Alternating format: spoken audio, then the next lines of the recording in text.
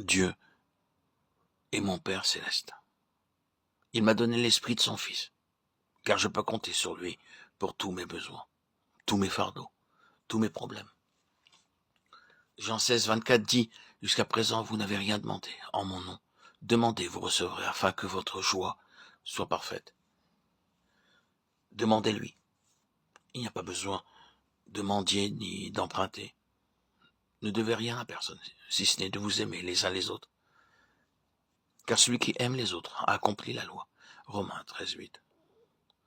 De nos jours, beaucoup de croyants empruntent de l'argent pour acheter des meubles. Ils achètent une maison à crédit,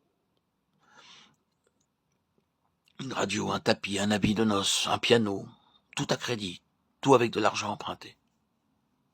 C'est contraire aux Écritures. Payez ce que vous devez lorsque vous êtes dans le besoin. Faites appel au Seigneur, et il vous donnera sûrement, et contentez-vous de ce qu'il vous donne. Ne soyez pas envieux ou avide, car il vous aime. Et tout ce qui est bon pour vous, il vous le donnera. Car l'Éternel Dieu est un soleil et un bouclier. Il ne refuse aucun bien à ceux qui marchent dans l'intégrité. Psaume 84, 12. Les lionceaux éprouvent la disette et la faim, mais ceux qui cherchent l'Éternel ne sont privés d'aucun bien. Psaume 34, 11. Ce psaume a été écrit par David lorsqu'il vivait dans une caverne avec ses 400 hommes. À ce moment-là, ils n'avaient pas d'argent. 1 Samuel 22, 1, 2 montre leur condition. David partit de là et se sauva dans la caverne d'Adoulam. Ses frères et toute la maison de son père l'apprirent, et ils descendirent vers lui. Tous ceux qui se trouvaient dans la détresse, qui avaient des créanciers ou qui étaient mécontents, se rassemblèrent auprès de lui, et il devint leur chef. Ainsi se joignirent à lui environ 400 hommes. C'était le meilleur institut biblique où quelqu'un pouvait aller. Il n'avait pas d'argent, cependant si quelqu'un était en défaillance ou endetté, il allait vers David et il devint leur capitaine. Un peu plus loin, ils se cachaient tous de Saül. Ce fut à ce moment que David écrivit le psaume 34, 11.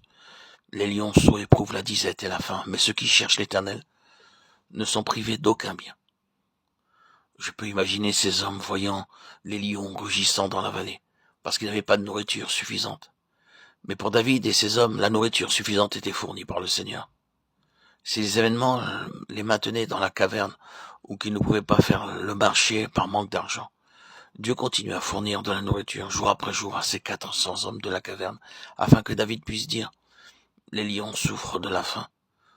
Je le vois chaque jour, mais nous ne serons privés d'aucun bien.